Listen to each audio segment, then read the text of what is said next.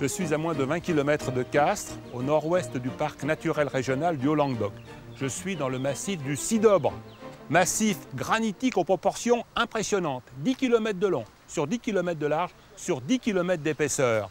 C'est sur ce granit et sous cette végétation que je pars à la recherche de batraciens. Mais comme d'habitude, j'ai demandé l'assistance de guide, on ne sait jamais. Je m'appelle Célia, j'ai 10 ans et demi. Moi, je m'appelle Eva, j'ai 11 ans. Et toutes les deux, on habite à La Crouzette. Mais pour partir à la découverte des batraciens, ici dans le Cidobre, il faut tenir compte au moins de deux choses.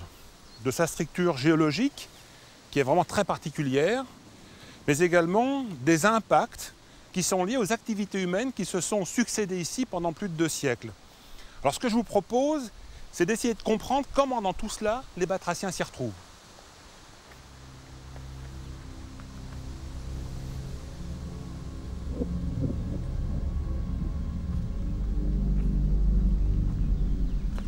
Il y a des dizaines et des dizaines de millions d'années, une partie de la croûte continentale qui se trouve très en profondeur sous nos pieds est entrée en fusion. Elle se liquéfie. Alors sous l'effet des pressions, des radiations qui sont énormes. Et il arrive un moment où justement, à cause de la pression, eh bien, cette roche en fusion, ce magma, remonte en direction de la surface. Alors en utilisant, en empruntant des tuyaux naturels, des canalisations, des fissures, tout ça, c'est la nature qui les produit. Et puis en chemin, eh bien, ce magma se refroidit. Il se fige, il se solidifie. Et ça, sous la surface de la Terre. C'est quoi le granit? Eh bien, regarde, c'est ça le granit, tu vois? Le granit, c'est d'abord du quartz. C'est ce qui apparaît en gris, un petit peu translucide. En blanc, c'est le feldspath. Et puis, il y a également, tu vois, des traces très noires. Ça, c'est un mica.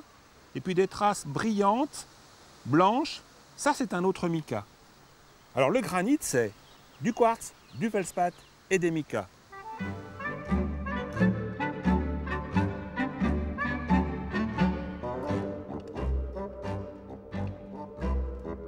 Ce qu'il faut essayer d'imaginer, c'est que ces blocs de granit refroidis se trouvent 20 km en dessous de la surface du sol. Vous imaginez ce que ça représente? Et à la verticale de la surface se dresse une montagne, au moins aussi importante que la chaîne de l'Himalaya, celle que l'on connaît aujourd'hui. Eh bien, cette chaîne de montagne, elle est très lourde, évidemment. Qu'est-ce qu'elle fait? Elle enfonce le sol et elle déforme en les écrasant, les blocs de granit.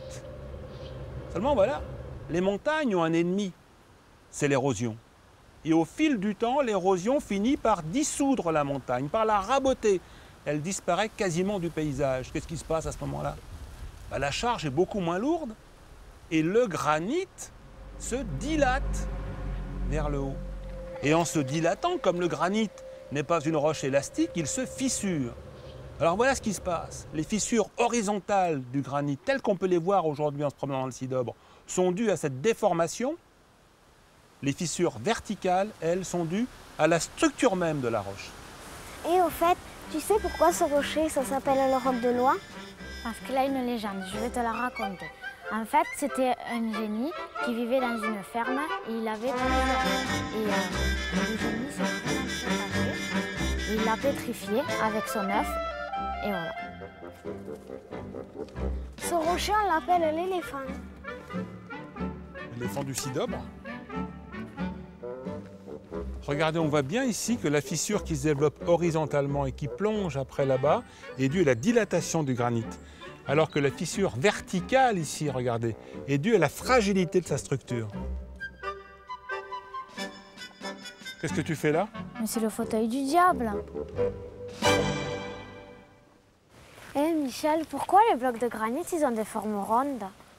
Écoute, en fait c'est très simple. Tu vois, ici on est face à une fracture, puisqu'il y a une route qui a été creusée, et ça nous montre la croûte du granit. Et cette croûte, on sait qu'elle est fissurée verticalement, et on sait pourquoi. On sait qu'elle est fissurée horizontalement, et on sait pourquoi. Eh bien, à travers ces fissures, qui déterminent déjà un peu la forme des blocs, eh bien, l'eau circule. Et en circulant, qu'est-ce qu'elle fait l'eau? Elle déstructure le granit. Et petit à petit, cette érosion qu'on appelle en pelure d'oignon, eh bien, va continuer à dégrader le granit et ça va le transformer en sable. Le sable va être entraîné par l'eau de ruissellement et les granites vont être dégagés, les blocs vont être dégagés. Alors, ça va donner l'impression que ces blocs sont posés comme ça dans le paysage. En fait, ils ont été décapés. Mais quelquefois, ces blocs eux-mêmes sont en déséquilibre, ils tombent les uns sur les autres. Ah, c'est ça qu'on appelle un chaos? Tout à fait. Et les batraciens dans tout ça? Les batraciens, ils sont partout, hein. Ils sont dans la forêt, ils sont sous les pierres, ils sont dans l'eau du lac, dans la petite mare, ils sont là, ils se promènent autour de nous. Jo, les premiers granitiers ne travaillaient pas dans des carrières? Ah ben non, pas du tout. Regarde, ça, on dirait par exemple une cabane de charbonnier. Parce que tu as vu tous les arbres que tu as un peu partout là? Ben pas du tout, c'était une cabane de tailleurs de pierre.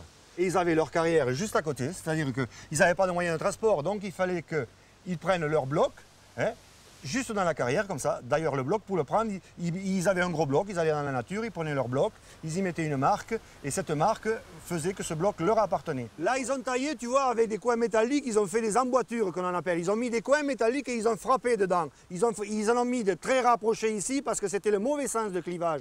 Et là, donc, il a fallu qu'ils frappent fort et difficilement. Par contre, de ce côté, ils ont mis des emboîtures plus espacées, simplement parce que c'était le bon sens de clivage. Tu vois, à force d'enlever de la pierre comme ça, eh ben, ils ont permis qu'il y ait beaucoup de trous dans la nature et c'est là où se sont installés tes batraciens.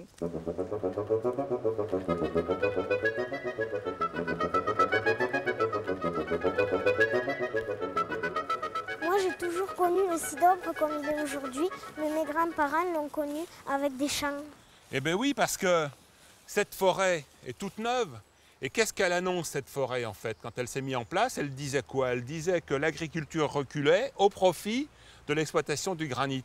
Mais en même temps que des essences nouvelles sont apparues dans le Sidobre, comme par exemple le hêtre, le chêne, le merisier, je sais pas, plein d'autres, le châtaignier, eh bien, des animaux sont venus aussi. Et parmi ces animaux, il y a des mammifères. Et le plus gros des mammifères qu'on trouve ici, c'est quoi? C'est le sanglier.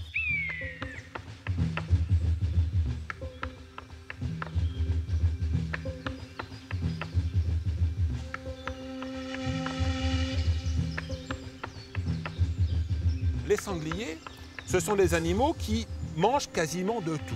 Ils sont omnivores, mais ils mangent aussi des batraciens. Et regardez, il y a plein de petites grenouilles. On va les attraper.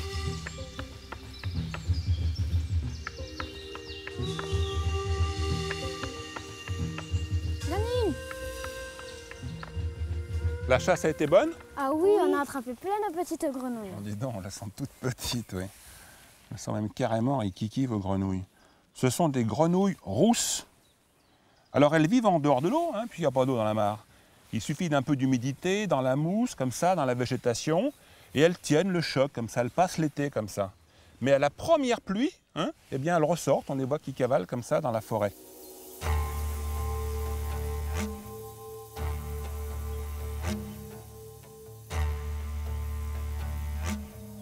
Vous voyez, ça c'est intéressant parce que quand les carriers finissent d'exploiter un endroit, ils abandonnent la carrière.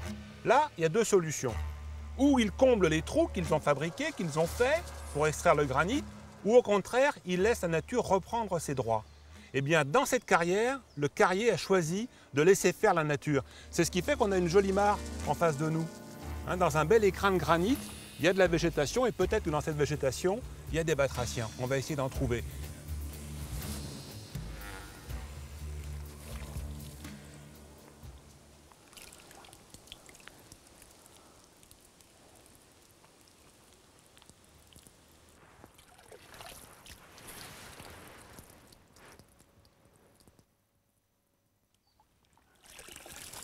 Ah, plein de larmes.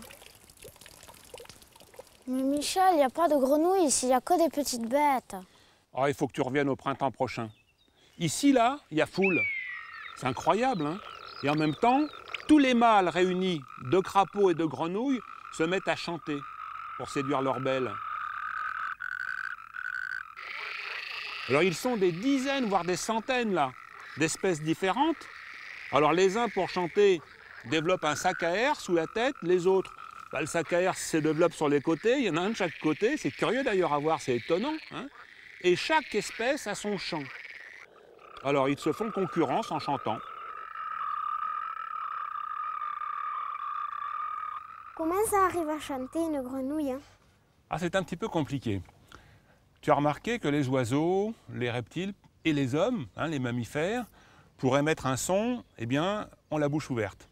1, 2, 3, 4. Et ça, c'est grâce à un passage d'air sur des cordes vocales. Et on respire en même temps. Et on respire vite. Parce que si on ne respire pas vite, eh bien, on peut suffoquer. Or, les grenouilles respirent de deux façons.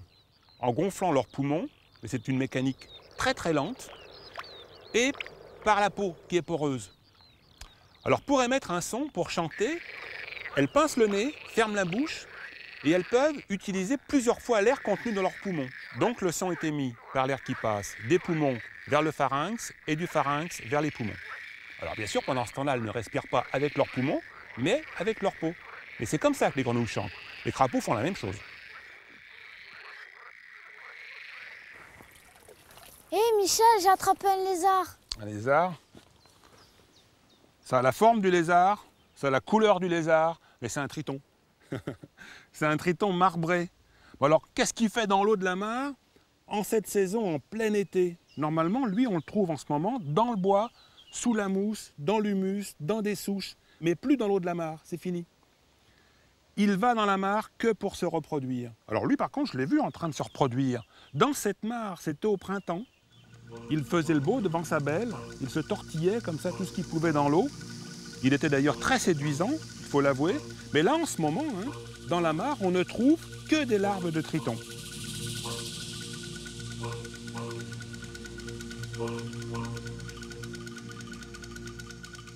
Hé Michel, j'en ai trouvé des larves.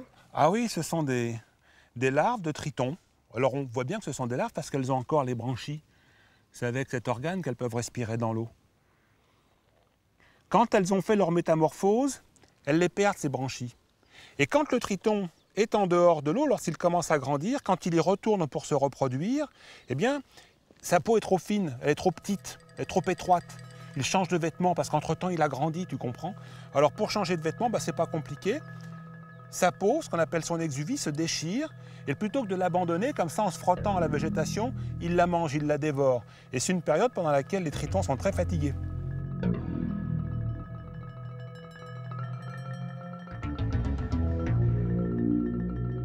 En fait, c'est quoi la métamorphose?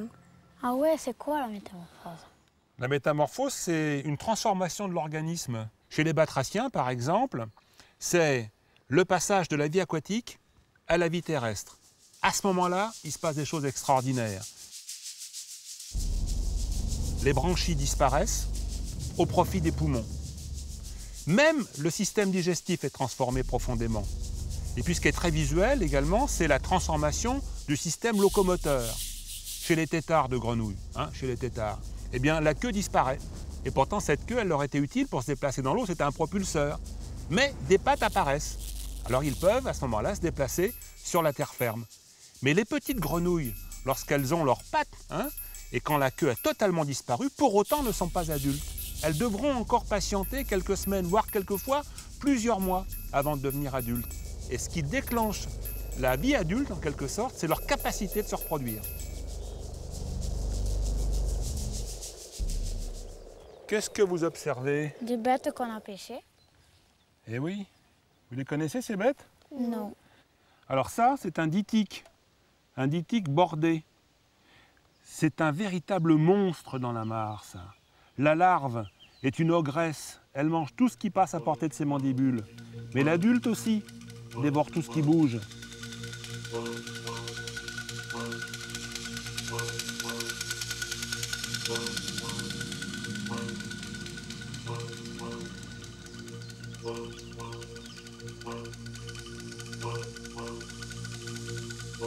Et la bestiole qui se trouve là, dans le coin, là, c'est une punaise d'eau. On l'appelle aussi scorpion d'eau. On la voit bien, là. Alors, je peux vous dire qu'avec des dithyques dans la mare, plus cette punaise d'eau qu'on appelle neppe, eh bien, les larves de tritons ont intérêt à bien se cacher.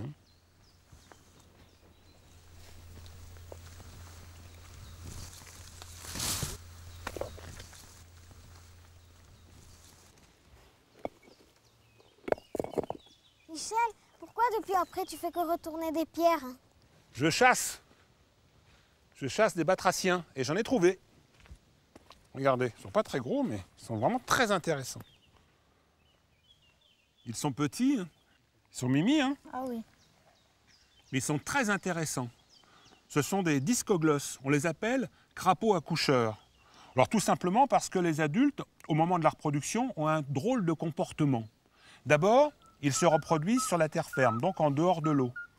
Et dès que la femelle a pondu son chapelet d'œufs, que le mâle a fécondé, eh bien il les prend, il les entortille autour de ses tibias.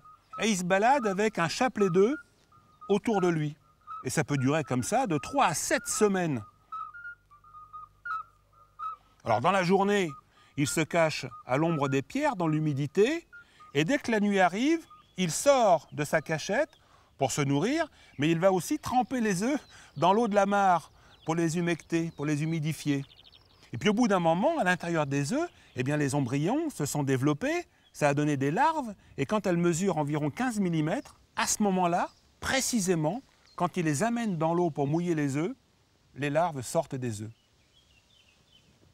Michel, il y a beaucoup de batraciens qui se reproduisent à l'air libre. Dans le monde entier, oui. Il y en a plusieurs espèces, il y en a même des dizaines et des dizaines d'espèces. Et elles sont le plus souvent localisées sous l'équateur, dans les forêts denses et humides. Et par exemple, j'étais il n'y a pas très longtemps sur l'île de Bornéo, sur laquelle il y a une forêt dense et humide, notamment sur les flancs du mont Kinabalu. C'est la plus haute montagne d'Asie du Sud-Est. Et bien, dans cette forêt, il y a des batraciens, notamment une petite grenouille, qui pond sur les feuilles des arbres. Tellement l'air est humide que les œufs n'ont pas besoin d'être dans l'eau. Ils ont suffisamment d'humidité pour se développer. Et quand les larves sortent de l'œuf, elles tombent dans une flaque d'eau et elles continuent leur développement là-dedans. La petite grenouille est très colorée, elle est vraiment très très belle, mais elle a un ennemi. C'est un serpent, lui aussi très coloré, lui aussi il est arboricole, et on l'appelle là-bas le serpent grenouille parce qu'il mange les œufs de ces grenouilles.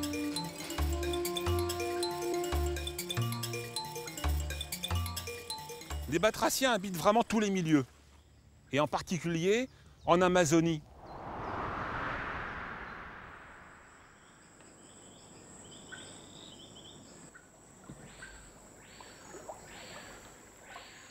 Il y a des grenouilles qui vivent au sommet des arbres, et les arbres font 70 mètres de hauteur. Et pour voyager de branche en branche, elles ont un dispositif à l'extrémité des doigts, des sortes de ventouses.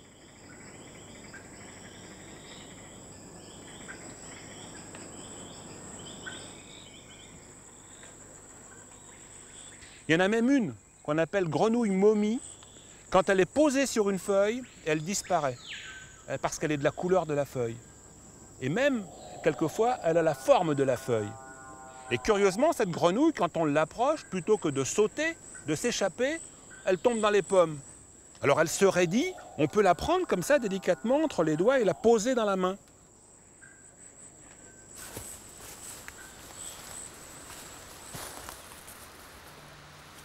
Hé Michel, viens voir ça. Eh bien, c'est une salamandre. Oh, on a de la chance. Alors, c'est aussi un batracien. Elle est dans la forêt en ce moment parce qu'elle ne va dans l'eau que pour se reproduire. Elle est très jolie, hein, vous avez vu, toute noire, avec des taches jaunes. Vous savez ce qu'elle nous dit avec ces taches jaunes? Attention, ne me mangez pas, je suis toxique. Je suis du poison.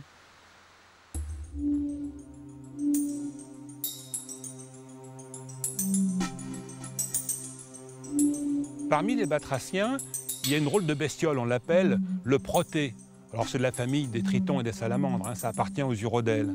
Et je dis drôle de bestiole parce qu'elle vit complètement dans le noir. Jamais elle sort à la lumière. Et en plus, elle vit en permanence dans l'eau qui varie de 4 à 11 degrés. Vous imaginez un petit peu? Et pourtant, dans cette eau glacée, elle peut se reproduire. À la naissance, elle possède des yeux. Et peu de temps après, elle les perd, ses yeux. Tout simplement parce qu'elle n'en a pas besoin dans l'obscurité. Par contre, sa peau est bourrée de capteurs très sensibles qui sont capables de détecter ses proies. Et il y a des gens qui les étudient. Et pour les étudier, il faut faire comme elle. Il faut plonger dans l'eau froide et glacée dans les ténèbres et remonter comme ça, les suivre, remonter les boyaux souterrains dans ces rivières souterraines pour les observer à la lampe.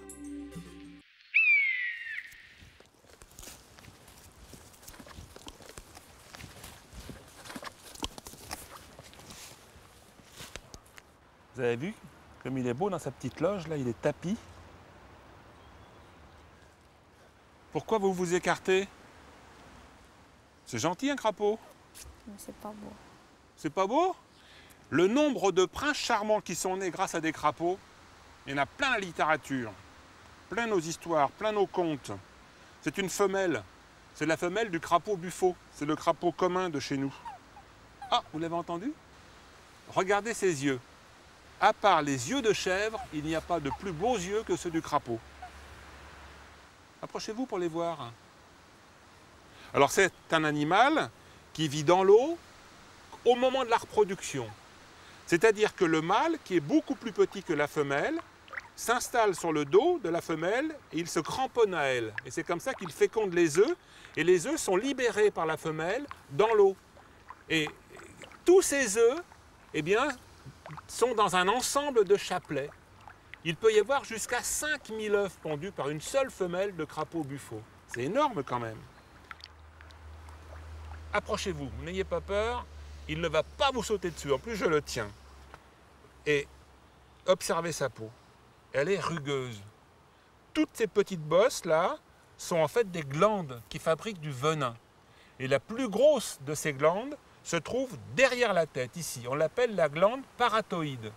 Et cette glande, eh bien, quand on agace le crapaud, elle produit du venin en grande quantité. Alors je vais essayer de vous montrer le venin. Regardez. Voyez, hop, vous voyez jaillir le venin? Eh bien ce venin, les sorcières autrefois le récupéraient, elles le récoltaient et elles le mettaient dans des breuvages. Et soi-disant que ces breuvages leur permettaient de survoler les paysages en chevauchant leur balai de genêt. C'est pas beau les crapauds. Comment c'est pas beau les crapauds? Eh Michel, est-ce que les crapauds font beaucoup de chemin dans la forêt? Ils arrivent à parcourir 5 km pour se reproduire. T'imagines un peu? À la fin de l'hiver, tous les crapauds de la forêt rejoignent la mare. Alors mâles et femelles évidemment. Et ils ont des routes à traverser. C'est obligé, il y a des routes partout. Et en traversant la route, qu'est-ce qu'ils font? La plupart du temps, ils se font écraser par les voitures. Alors il y a eu énormément de crapauds, mais on parle en centaines de milliers de crapauds chaque année d'écrasés par les voitures. Et on s'est rendu compte que leur population chutait. Alors, des gens se sont mobilisés et ont décidé de protéger les crapauds. Et comme ça, les populations de crapauds ne sont plus menacées et dans certaines régions, leur population augmente. Les amoureux. Des amoureux. Quel est le plus gros crapaud du monde? C'est un crapaud de la famille du crapaud commun, de celui qu'on trouve ici dans le Sidobre. Sauf que il est gros comme ça. Il a de grosses glandes parotïdes derrière la tête, hein. C'est vraiment un crapaud très impressionnant. Il n'est pas dangereux, sauf pour les souris, sauf pour les serpents dont il se nourrit. Il est tellement vorace qu'on l'a introduit dans certaines régions pour se débarrasser des rongeurs. Il a même été introduit en Australie par des gens qui utilisaient son venin pour se droguer. Seulement ce que ces gens-là ne savaient pas, c'est que son venin est d'une extrême toxicité. Il est aussi dangereux que le curare. Alors attention! Michel, pourquoi dans le Sidobre il y a beaucoup de batraciens? Alors il y a beaucoup de batraciens en nombre et en variété. Tout simplement parce que le Sidobre est une petite montagne qui leur permet de s'étaler, de s'étirer du bas vers le haut. Chacun trouve sa place. Mais aussi le Sidobre est situé entre l'océan Atlantique et la Méditerranée. Et ça donne un climat très particulier favorable aux batraciens. Mais il y a d'autres raisons encore. Le Massif central et les monts de la Cône arrêtent les vents du nord, les vents froids. Et la montagne noire, les vents trop chauds qui arrivent du sud. Voilà pourquoi les batraciens sont bien ici. Mais c'est aussi parce qu'il y a des mares artificielles ou naturelles. Et la forêt qui leur permet de se rafraîchir, de se refroidir dans l'ombre pendant l'été. Nous aussi on est bien dans le Sidobre. Surtout à la Crouzette. T'as pas rigolé.